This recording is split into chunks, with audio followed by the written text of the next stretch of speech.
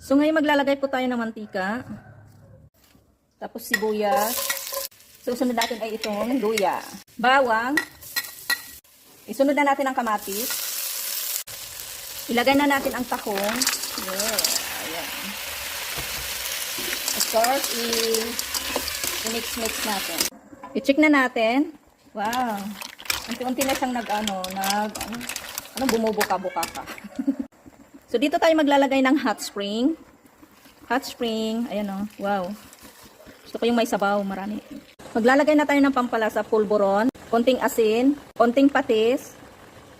Nakalimutan ko itong tanglad, guys. Grabe, nakalimutan ko itong tanglad. Dapat kanina ko pa nilagay. Tignan na natin. Wow. Sarap. Of course, tikman. Tikman na natin kung tama na yung timpla. Sarap.